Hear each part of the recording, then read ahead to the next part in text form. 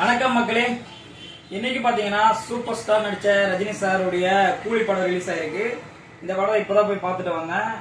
எப்படி இருக்குன்னு பாத்தீங்கன்னா, ஒரு ரஜினி எப்படின்னா, ரஜினி வெறியர்கள் எல்லாம் ரொம்ப ரஜினி ரசிகர்கள் கண்டிப்பா லைக் பண்ணி பார்ப்பாங்க. இதை அதுக்கு மாற்றமே கிடையாது. எனக்கு எப்படி இருந்துச்சுன்னா, ஒரு 80ஸ்ல நம்ம பிறக்கவே கிடையாது. ஆனா 80ஸ்ல உள்ள ரஜினியும் பார்த்த மாதிரி இருந்துச்சு, 90ஸ்ல உள்ள ரஜினியும் பார்த்த மாதிரி இருந்துச்சு. எனக்கு இப்போ 2Kலையும் பார்த்த மாதிரி இருந்துச்சு. ரொம்ப செம்ம சூப்பரா காமிச்சிருக்காரு லோகேஷ் கனகராஜ், வேற லெவல். இன்னொன்னு என்னன்னா, இது ஏதோ எடிட்டிங் அந்த ஏஐ பண்ணுவாங்க, சொல்ல ஆர்டிபிஷியல் இன்டெலிஜென்ட் பண்ணுவாங்க இல்லையா, அந்த ஏஐ அந்த சுத்தமா தெரியவே இல்லை. ரியலாவே ரஜினியை பார்த்த மாதிரியே இருந்துச்சு. அதுல டூப் போட்டிருக்காங்களா இல்லையா, உண்மையான ரஜினியா இல்ல டூப் தான் போட்டிருக்காங்களான்றது சத்தியமா எனக்கு வந்து நம்பவே முடியல. அது ஒரு ஆச்சரியமாக தான் பார்த்துட்டு இருந்தேன். வெளியே வந்து கூட பசங்க கேட்டிருந்தேன், எப்படி ரஜினி இந்த மாதிரி எல்லாம் டூப் போட்டிருப்பாங்க, டூப் போட்ட மாதிரி கூட தெரியுங்க. டூப் போட்ட கண்டிப்பா சின்னதா ஒரு இது இருக்கும், அவ்வளவு சூப்பரா எடுத்திருக்காங்க. அதுவும் மட்டும் இல்லாம பாத்தீங்கன்னா, பெரிய பெரிய காஸ்டிங் நடிச்சிருக்காங்க. காஸ்டிங்னா நாகார்ஜுனா சார் வேற மாதிரி செம்ம சூப்பரா இருந்துச்சு.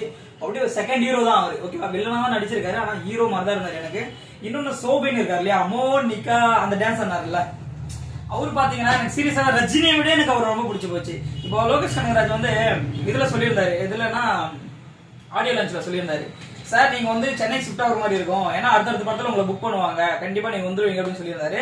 சத்தியமா நான் சொல்றேன், கண்டிப்பாவே அந்த சோபின் மோனிகா டான்ஸ் அவர் பேர் கூட எனக்கு சரியா தெரியல, ஓகேவா. அவரு கண்டிப்பா அடுத்தடுத்த தமிழ் சினிமாவிலும் சரி எல்லா சினிமாவிலும் கண்டிப்பா புக் ஆவாரு. செம்ம பிரபலமா இருக்காரு. ரொம்ப எப்படி சொல்றதுன்னா, அவர் ஃபர்ஸ்ட் எடுத்த உடனே ஒரு பிஜிஎம்ல நடந்து வருவார் ஸ்லோமோல. எனக்கு ரஜினி பார்த்த ரஜினி ஸ்டைல் அவரை விட ஸ்டைல் யாரும் கிடையாது. பட் ஆனா இவர் கொஞ்சம் கொள்ளுமா கொண்டு காட்டி அவர் ஃபேஸ் அல்டிமேட்டா இருக்குங்க. ஒரு பெரிய ஒரு 10 சிங்கம் நடந்த ஒரு மாதிரி இருந்துச்சு எனக்கு அவர் பார்க்கறதுக்கு. கண்டிப்பாவே அவர் பயங்கரமா அடுத்தடுத்த படத்துல கண்டிப்பா புக் ஆயிடுவாரு. தமிழ் சினிமால அடுத்தடுத்த படத்துல பார்க்கலாம். இன்னொன்னு பாத்தீங்கன்னா, என்ன இவரு அமீர் கான் நான் பெருசா எக்ஸ்பெக்ட் பண்ணேன். லாஸ்ட்ல கொஞ்சம் சின்னதா கொடுத்து முடிச்சுட்டாங்க. அமீர் கானுக்கு மட்டும் கொஞ்சம் நல்லா பெருசா கொடுத்துருக்கலாம். அதான் எனக்கு ரொம்ப என்னன்னா சப்பன் ஆயிடுச்சு. அவர் வந்தாரு, டக்குன்னு ஒரு பாட்டில சுட்டாரு, அதுக்கப்புறம் டக்குன்னு வந்து காம்ப்ரமைஸ் ஆயிட்டாரு. ரஜினி வந்து சின்ன வயசுல பாத்துருக்காரு. ரஜினி சாரை வந்து கூலியா இருக்கும்போது, ஒரு கூலி தொழிலா இருக்கும்போது இவரு முதலாளி பையன் பாத்துருக்காரு. ஓ நீங்க தானே அப்படின்னு சொல்லிட்டு ஒரு ஐடென்டிஃபை பண்றாங்க. அவ்வளவுதான் அவருக்கான ஸ்பேஸ் இருக்கு. பட் சத்யராஜ் சார் நான் எக்ஸ்பெக்ட் பண்ண வேற மாதிரி. பட் அவர் வந்து பாத்தீங்கன்னா ஒரு பிளாஷ்பேக்லயே போயிடுறாரு. பிளாஷ்பேக்ல தான் வராரு, ஒரு நண்பனா இருக்காரு, பிளாஷ்பேக்லயே போயிடுறாரு. ஸ்ருதிகாசன் பாத்தீங்கன்னா சீரியஸா ஒரு நல்ல ரோலுங்க. ஸ்ருதிகாசனுக்கு பாத்தீங்கன்னா பயங்கரமா நடிச்சிருக்காங்க. என்னன்னா ரஜினி சாரோட பொண்ணா நடிச்சிருக்காங்க. அது ட்விஸ்டா தான் வெளியே தெரியுது, ஓகேங்களா. மத்தபடி யாரு நடிச்சிருக்காங்க, இவரு அவ்வளவுதான். இந்த காஸ்டிங் எல்லாமே சூப்பரா எல்லாருக்கும் ஈக்குவலா கொடுத்துருக்காங்க. அமீர் கான் சாருக்கு மட்டும் இன்னும் கொஞ்சம் எக்ஸ்பெக்ட் அதிகமா கொடுத்துருந்தா, ஏன்னா அவர் பேன் இண்டியா ஸ்டாருங்க, பெரிய ஸ்டாரு. பட் அவருக்கு ஏன் இவ்வளவு கம்மியா கொடுத்தாங்கன்னு தெரியல. பட் அவர் வந்தாலும் எல்லாம் டம் ஆயிடுவாங்களான்னு சொல்லிட்டு தான் கொடுத்துருப்பாங்கன்னு நான் நினைக்கிறேன்.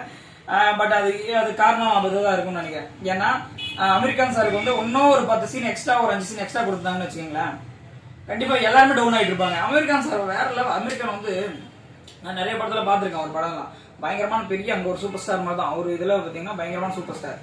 அந்த மாதிரி தான் அவருக்கு இன்னும் கொஞ்சம் பெருசா கொடுத்துருக்கணும் கேரக்டர். அது மட்டும் தான் எனக்கு வந்து கொஞ்சம் டவுனா இருந்துச்சு.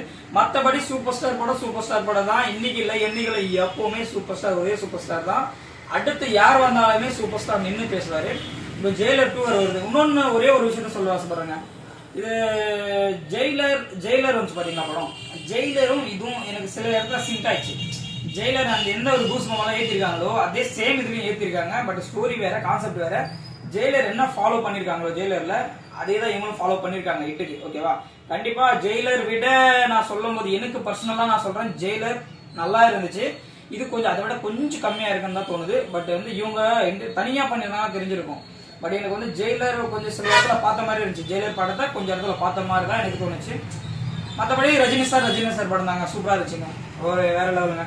மற்றபடி எல்லாரும் பாருங்க, தியேட்டர் போய் பாருங்க, செமையா இருக்கும். ஏன்னா 80s ரஜினியும் பார்க்கலாம், 90s ரஜினியும் பார்க்கலாம், 2K ரஜினியும் பார்க்கலாம், ஓகேங்களா. 3 ஜெனரேஷன் தூக்கி வந்து சாப்பிட்டுருக்காரு. பட் இது யார் நோட் பண்ணாங்க தெரியல, எனக்கு அதுதான் தோணுச்சாங்க. பழைய ரஜினி வேற மாதிரி இருந்தாரு, அந்த ரஜினி கூட இல்ல.